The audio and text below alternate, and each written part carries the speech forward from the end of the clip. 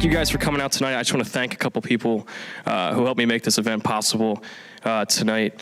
Start off with Ethan Wise, who did an incredible amount of work to help me make this possible, putting together everything from booking this room, booking some of the other rooms, Colby Rome, Zach Persing, and of course the Young America's Foundation and Wendy McCaw for helping us really put this event together.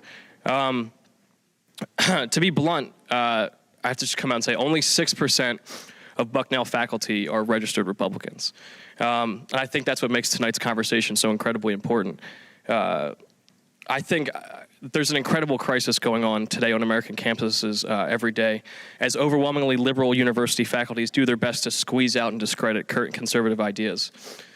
Liberal buzzwords like the Koch brothers have found a far too significant place in serious academic lectureship, and the same instructors who detest the donations the Koch brothers have given to political causes turn a blind eye to donations made by those who support their own causes, like billionaire Michael Bloomberg.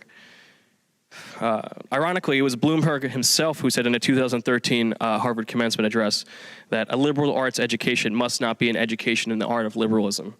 In the 2012 presidential race, according to the Federal Election Commission data, 96% of all campaign contributions from Ivy League faculty and employees went to Barack Obama. Here at Bucknell, we have a similar problem. According to a study done based on voter registration records, 74% of Bucknell faculty are registered Democrats, while only 6% are registered Republicans. To put that into perspective, it's very likely you could complete your Bucknell degree without ever having a conservative instructor. Put simply, students at Bucknell and at other prominent universities across the country aren't being given the intellectual tools to leave the university as anything other than a progressive liberal. On this campus, the sole tactic of progressives in debate is to dismiss the speaker by attacking their credibility rather than considering the merits of their argument.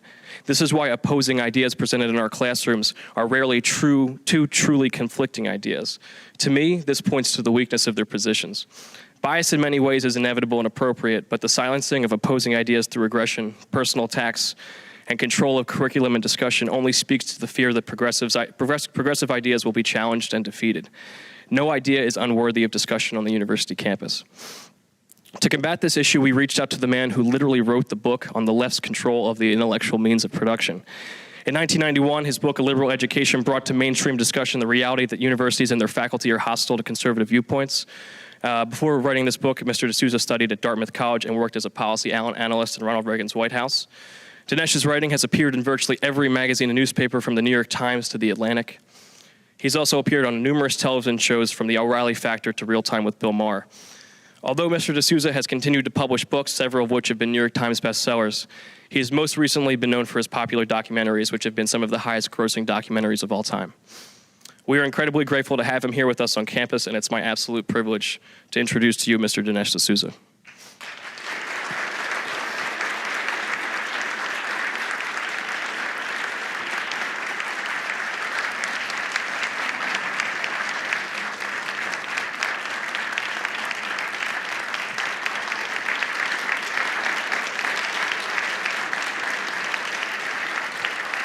Thank you. Thank you very much. I'm thrilled to be here at Bucknell. Can everyone hear me? Okay, good. I think I was last here in 2012, and so I'm very pleased to be back. I'm here to talk about. I'm here to contribute to intellectual diversity on this campus. And I intend to do that by trying to raise some fundamental questions about the very principles that are held to be dearest on this campus. I'm going to question those principles. I'm going to attack them. But I'm doing it in the spirit of Socratic examination. John Stuart Mill, many years ago, commenting on the conservative Coleridge, made the point that it's very helpful to have a conservative voice applying pressure to the dominant liberalism of the time. Why?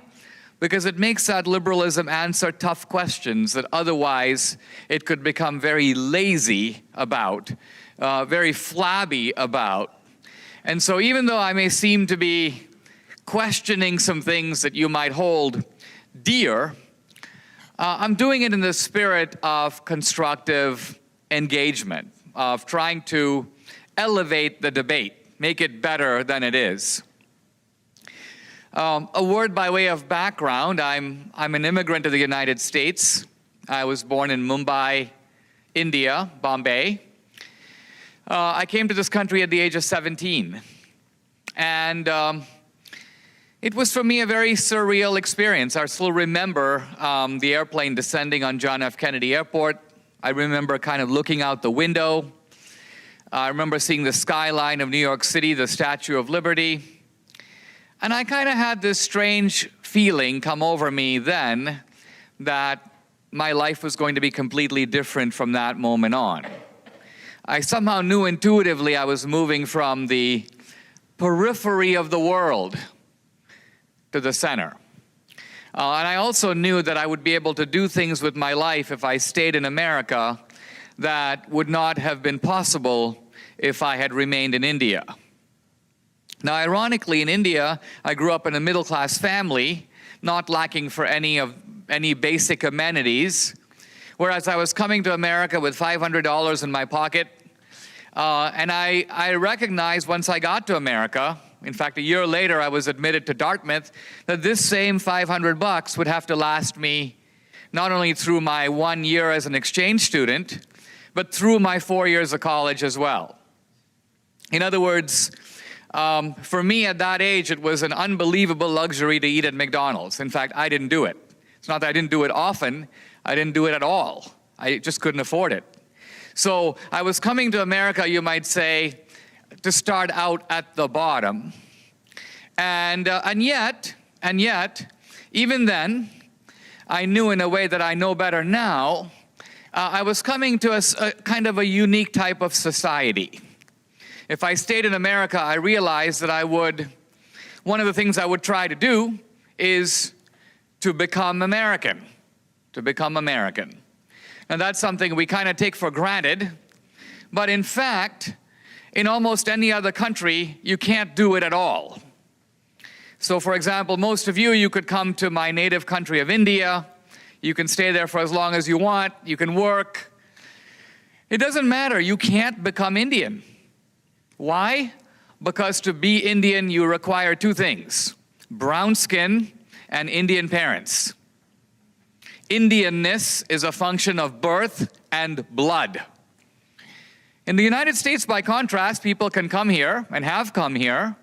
The Irish, the Italians, the Jews.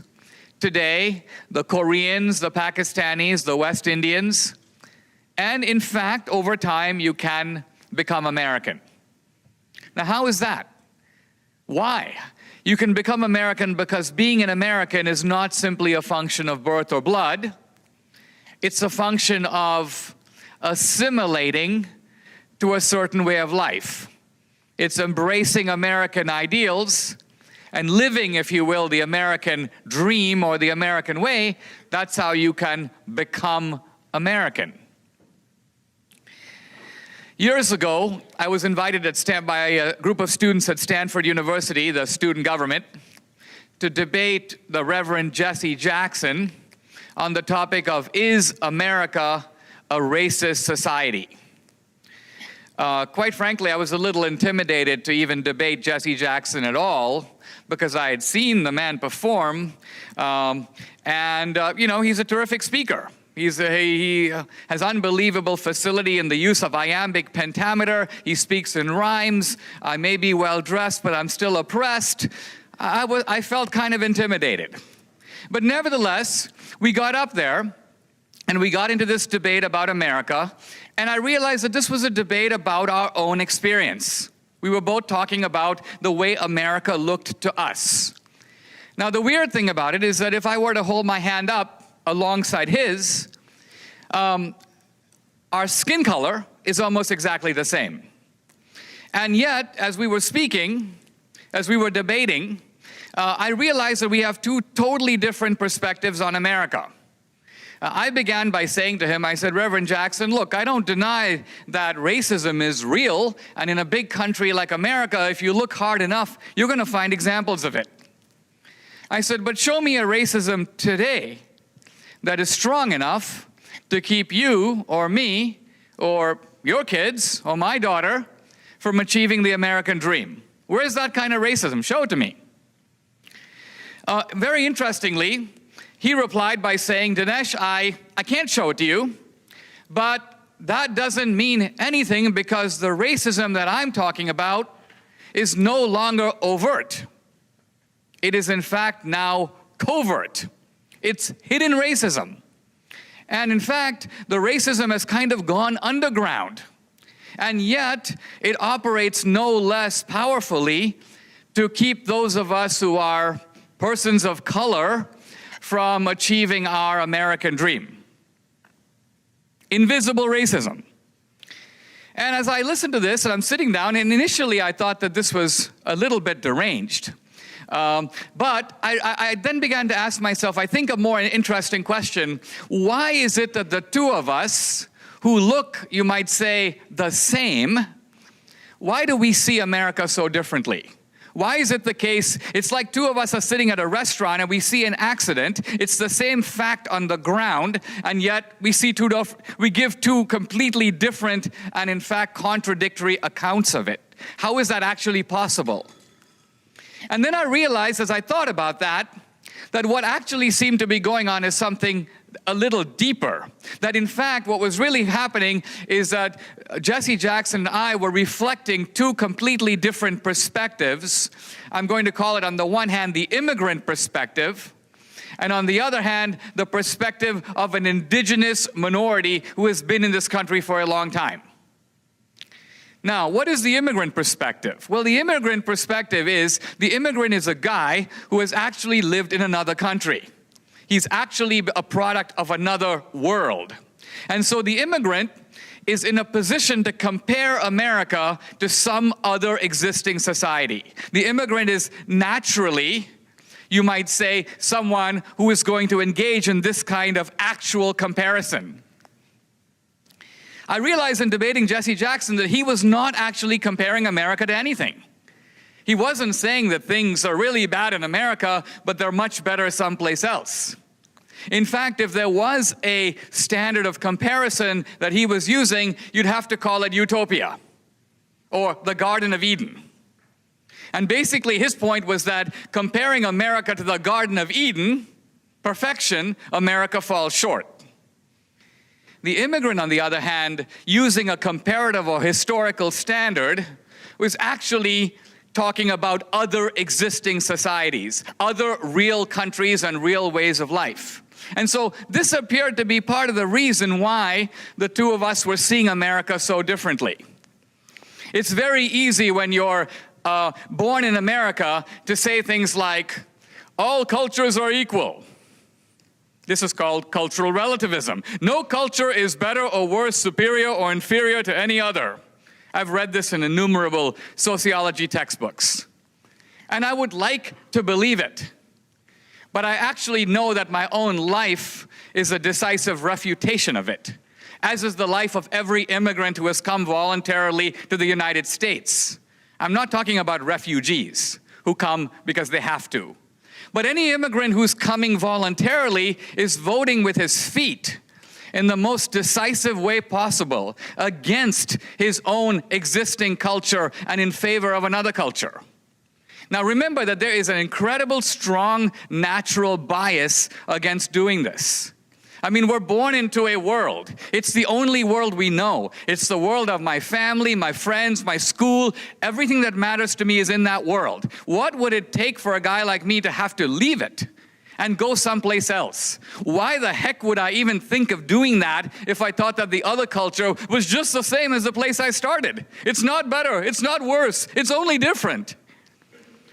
The very fact that I do it means I'm looking for something better. I'm voting, as I say, in the most decisive way I know how, in favor of this new culture. For me, it's better. It's a better life.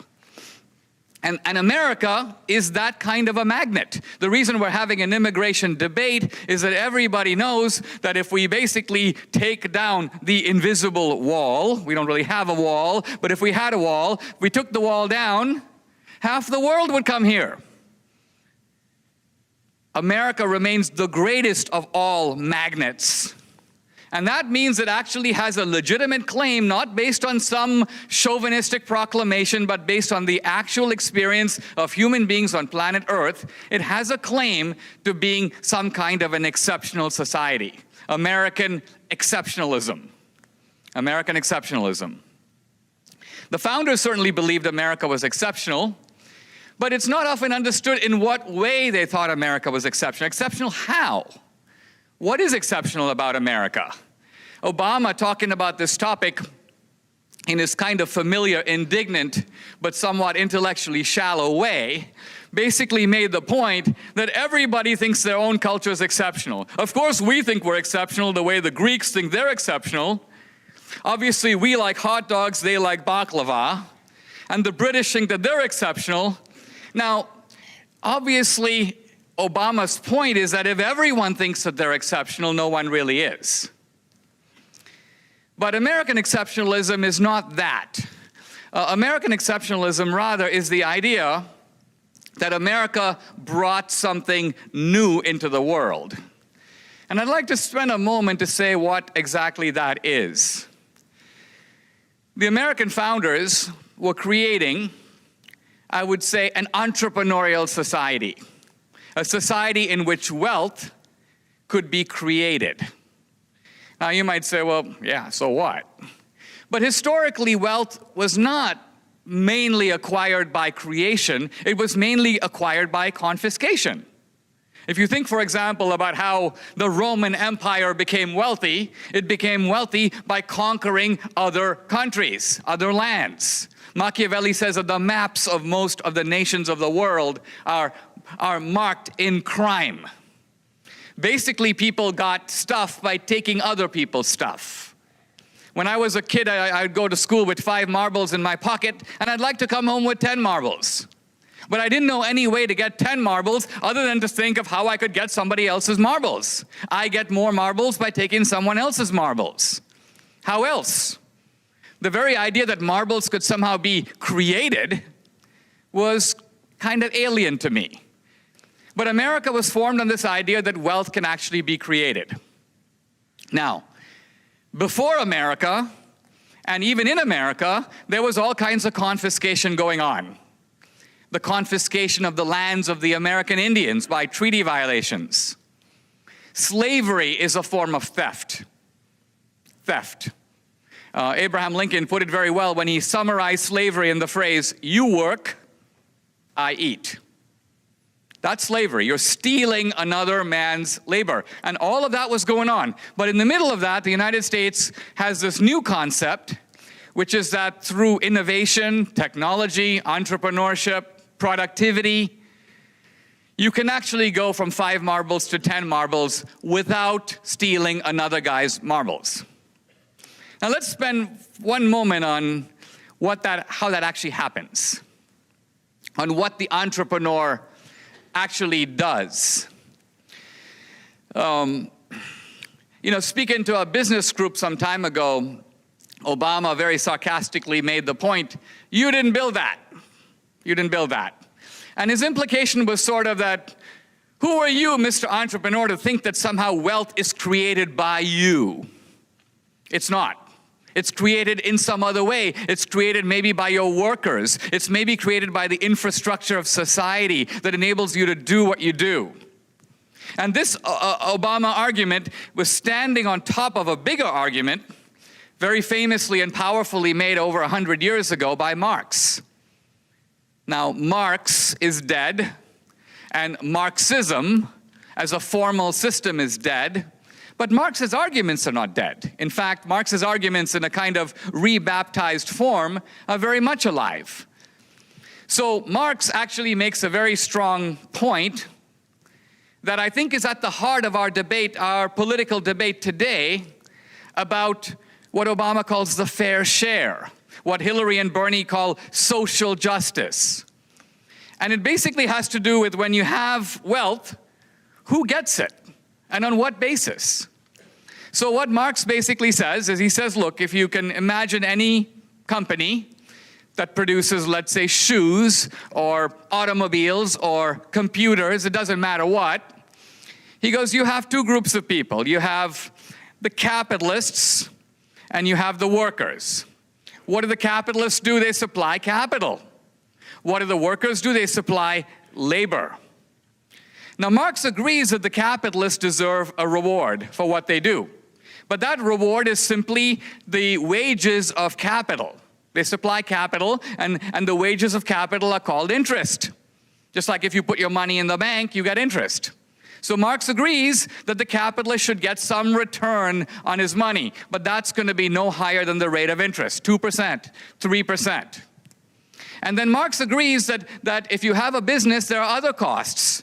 You need buildings, you need tools, you need rent, you need insurance, you need all kinds of stuff, and then you need to pay the workers. That's the cost of wages.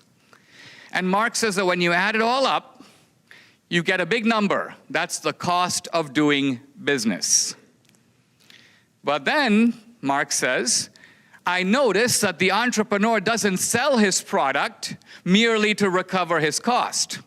He actually sells the shoes or the computers or the car for however much the market will bear.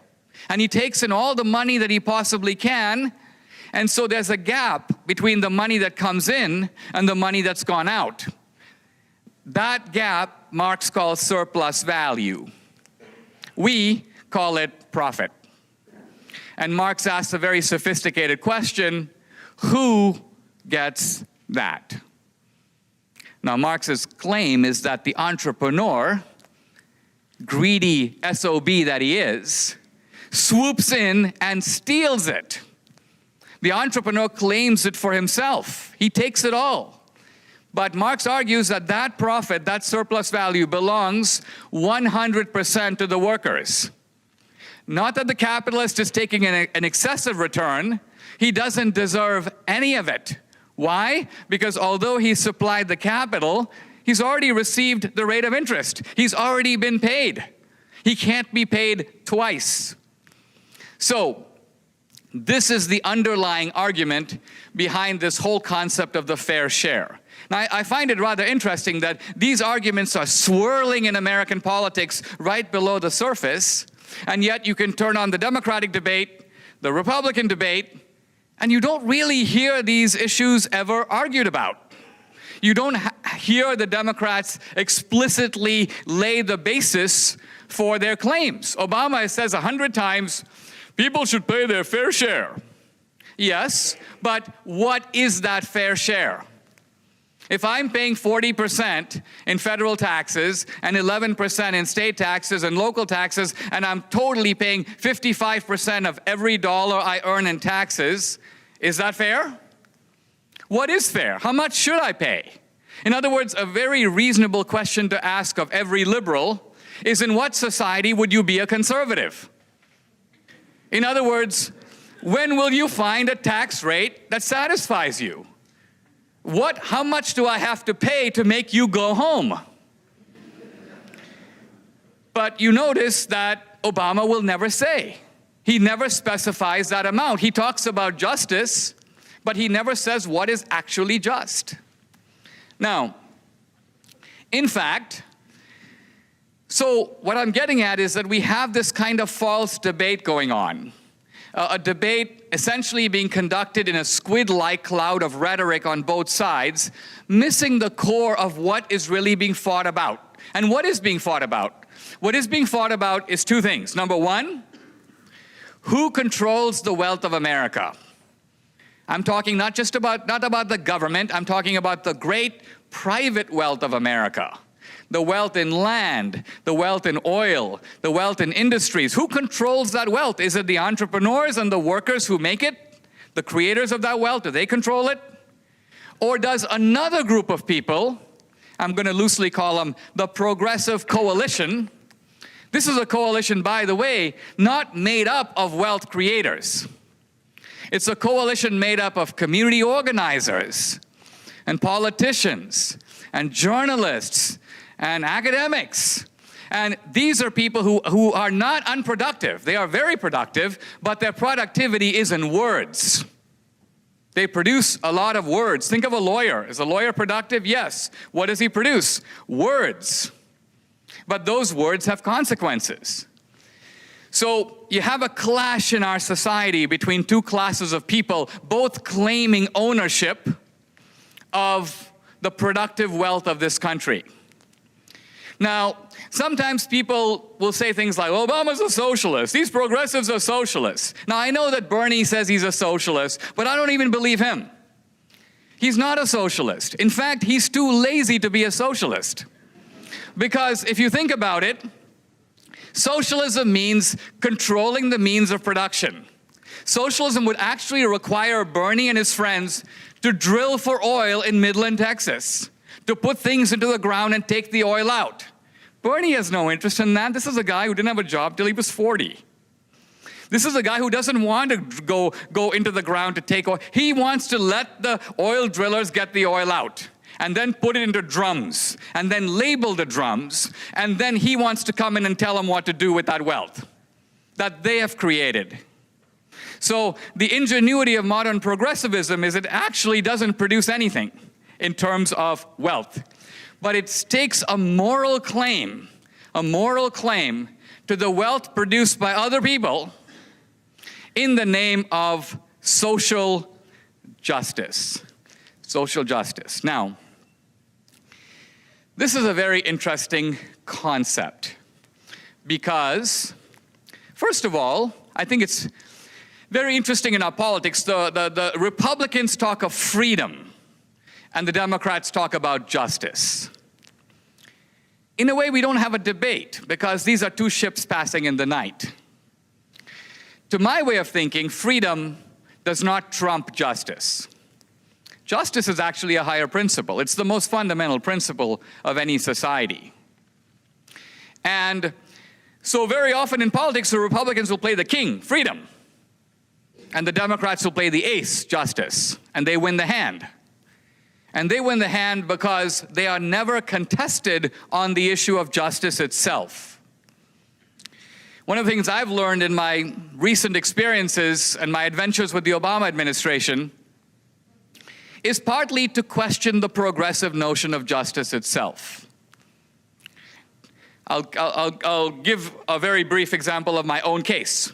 So I, very interesting experience for an immigrant, found myself a year ago in federal court hearing the following phrase barked out loud: the United States of America versus Dinesh D'Souza. Kind of a phrase to send a chill down your spine. And behind it was the full force of the United States government, by which I mean batteries of FBI agents going through my bank records, reading all my books, going through my tax returns, the full force of the federal government against you. Why? Well, because I exceeded the campaign finance laws. I gave $20,000 to a college friend of mine who was running for the Senate in New York, $20,000 above what I'm allowed to give. That's breaking the law. But justice, by the way, is not just a matter of did you break the law. It's also a matter of does the penalty fit the crime. It's also a matter of do other guys who did roughly the same thing, do they get the same penalty? So right about the time my case is going through the courts, and again, the prosecution in my case admits that I was not doing this with any corrupt motive. I stood nothing to gain. The candidate didn't even know I was doing it. My motive was essentially, as someone put it, a misguided attempt to help a friend. But right around the time my case is going through the courts, another guy, this guy's name is Chatwal, an Asian Indian guy. We Asian Indians appear to specialize in campaign finance violations.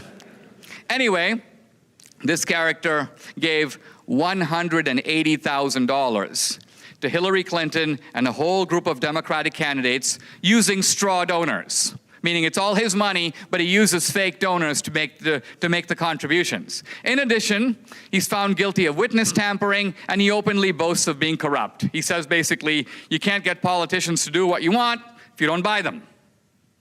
This guy goes before a federal judge, also in New York. No prison, no confinement. So now you have to ask, what do we actually mean by progressive justice? How can there be justice if one guy does something vastly greater and basically walks off with a slap on the wrist? Meanwhile, another guy does something lesser, me. Now, I admit, I'm not claiming that I have to admit I was kind of one of the stupidest criminals in the history of American jurisprudence. And the reason I think that is that a year earlier I made a movie about Obama. And I upset him. And the reason I know I upset him is that shortly after the movie appeared, vicious personal attacks on me began to appear on a website called BarackObama.com. These attacks were actually unsigned, but if you read them carefully, you would see in them that kind of peculiar mixture of indignation, incoherence, and narcissism that we have come to recognize as the intellectual signature of our chief executive. So in any event, when you upset the most powerful man in the world, you can kind of expect the empire to strike back.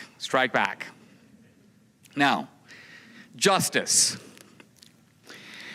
Now, I know that in today's world on the campus, many of these big issues are not debated with the kind of seriousness that they actually warrant. The beauty of being on a campus is that you can actually have these kinds of arguments about whether or not the allocations of capitalism are fair.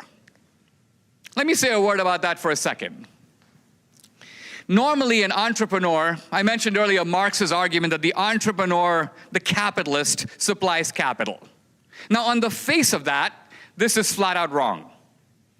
Entrepreneurs do not supply capital, period. You think Steve Jobs, in making the iPhone, used his own money? No, he went to a bank. People who start businesses go to a venture capital firm or they go to a bank, they use somebody else's capital for the most part. So now we have the question, what is it that the entrepreneur actually does? Marx says nothing about it. He implies the entrepreneur does nothing except supply capital. He's just a capitalist. All right, but that's not actually true. Entrepreneurs not only do they meet demand. You have demand for food, and so the grocery store supplies food. The most successful entrepreneurs in America anticipate demand before it even exists. And so if you consider, for example, I mentioned Steve Jobs, nobody wrote a letter to Steve Jobs, hey, I want you to make a phone that has apps and that'll let me go on the internet and does this and does that. No, he thought of it and he made it and he marketed it before you knew you couldn't live without it. This is the supply side. The supply precedes demand and anticipates demand before the demand even exists. Now, what the entrepreneur is doing, number one, is he's coming up with the idea for the business. That is probably the hardest thing to do, to actually go outside of what people think and come up with something that they're going to want if they knew it existed. One time asked about whether or not he consulted the people before he built the Model T, Henry Ford said, if I consulted the people, they would have asked for a faster horse. The genius of Henry Ford was to go in a different direction than what people wanted, knowing that he knew what they really wanted. But still, to just come up with the idea for something, big deal. You and I every day have 3 ideas. I wonder if this, I wonder if that, but we don't do anything about them.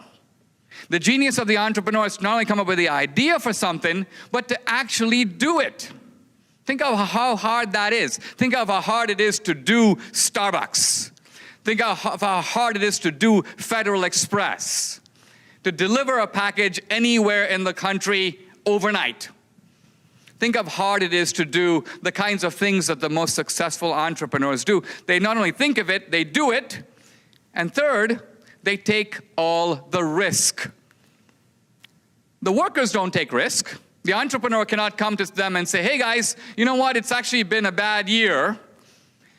return half your wages. The worker will go, what the heck? Too bad, you paid me. It's done. In other words, the worker is trading security for a fixed wage. The entrepreneur is taking all the risk. If the company does poorly, he doesn't make a penny. If it does well, he gets the reward of that. So we've already identified three things, completely unmentioned by Marx, that are at the heart of what entrepreneurs actually do. So the question then becomes, where does the profit, the surplus value, deserve to go? Does it deserve to go to the worker? The worker's already been paid. The worker negotiated a wage in advance, a fixed wage, and the worker said, I'm happy to do this job for $20 an hour. And you've already gotten your $20. And you would keep that $20 even if the company lost money. You wouldn't give any of it back. So now that the company has made money, do you have a right to $30 an hour, even though you agreed to 20? So these are the core questions about the justice of markets.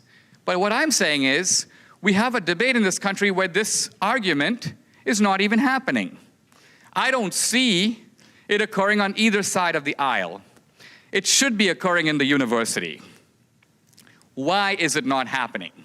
By the way, I could give a whole analogous talk about foreign policy and all kinds of debates swirling in the world about foreign policy that are of vital importance.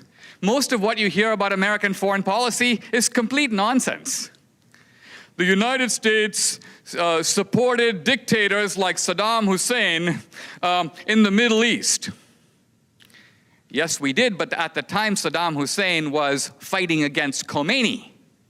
The United States supported a bunch of Islamic radicals in the 1970s by supplying them with weapons. Yes, we did, but those Islamic radicals were fighting against the Soviet Union, which had invaded Afghanistan with 100,000 troops. We didn't send troops, but the Muslims who were willing to fight for their own freedom, we were willing to help them. You might say, well, yeah, but maybe one of them was bin Laden. Maybe, but number one, in politics, we never have the benefit of hindsight. And number two, all of American politics, in fact, all of any politics, is based upon the doctrine of the lesser evil.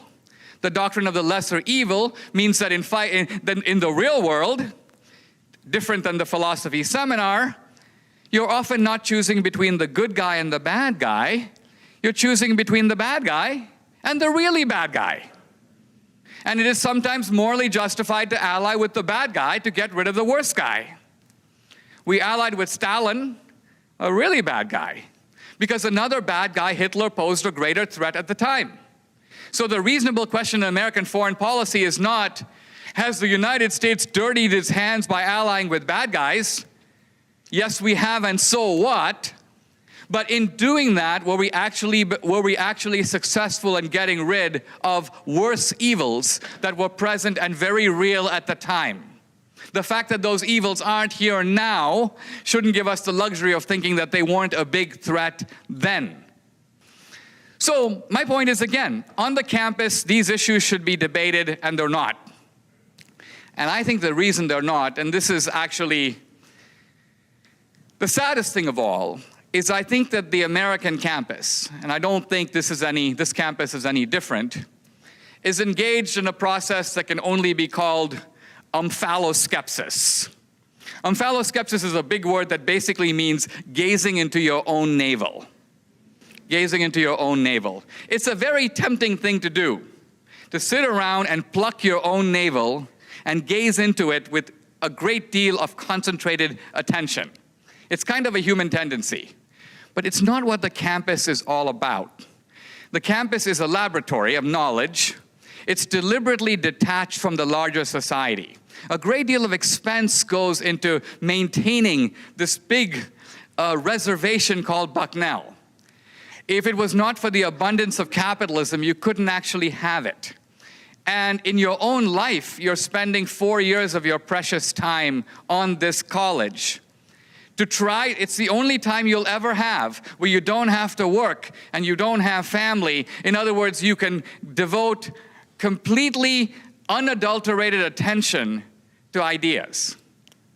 And so what a tragic waste if instead of doing that, you spend your time in navel gazing. Look, the world is changing dramatically. Countries that were once down and out, even India. India was once the begging bowl of the world. India today is coming up really fast. A writer for the New York Times says that he used to tell people, he used to tell his kids, eat your food because there are millions of starving people in India. And now he tells his kids, you better study harder because there are millions of people in India waiting to take your job. So this is the way in which India has changed, and the world is changing. American affluence could no longer be taken for granted. The country is $19 trillion in debt. A lot of the proposals that I hear in politics today have an air of not only unreality, but of profound deception. I'm going to give you a free college education. You're going to do it? How? How are you going to give me a free college education? Well, you see, I've got this great program. Oh, really? How much is it going to cost? $350 billion, Hillary's answer. All right. The government doesn't have $350 billion lying around, so the only way to do it is to borrow it. And so we increase the national debt. But who inherits the national debt? You do. And so any program to give you a free college education can only be understood in one way. The politician who gives it to you, complete faker because they're not giving you anything that's theirs, is they're reaching into your own back pocket, taking money out of your own future earnings and giving it to you now and pretending that they're doing you a favor. This is not even robbing Peter to pay Paul. It's robbing Paul to pay Paul. Why would somebody do that? Why would somebody pretend to be generous by doing that? Because they're counting on you to be so stupid that you don't realize that it's actually your dough. That you actually think that you should be grateful to Hillary because she's doing you a favor. She's paying for your college education. No, she's not. And so what really happens here is that under the masquerade of social justice, the only person who gets something out of this is Hillary. She's counting on getting your lifelong gratitude so that as you go into life, you think, the reason I got a college education is due to Hillary. It's kind of like if you drive around West Virginia, you'll notice that one half of the entire state is named after one man, Robert Byrd. The Robert Byrd Highway, the Robert Byrd Medical Center, the Robert Byrd this, the Robert Byrd that.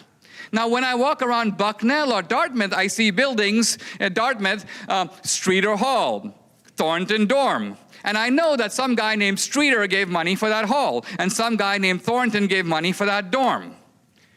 But Robert Byrd didn't give a penny to any of the buildings that are named after him. What did he actually do? He took taxpayer money, somebody else's dough, and appropriated it to that building that then gets his idiotic name impressed on it. His contribution to it is nothing more than an act of political theft. Theft that is then christened to be an act of generosity. Generosity with somebody else's cash. Look, diversity at the end of the day is not about race. It's not about gender. It's not about sexual orientation. Those are the most inessential, unimportant aspects of diversity. You can go through history and identify people who are men or women. Socrates was a homosexual. But what does this say about what Socrates thought about democracy? Nothing. We have allowed these features of our identity to become more than what they should be, prisms through which we view the entire world. And that, I think, is ultimately very narrowing, very contradictory to the spirit of the university.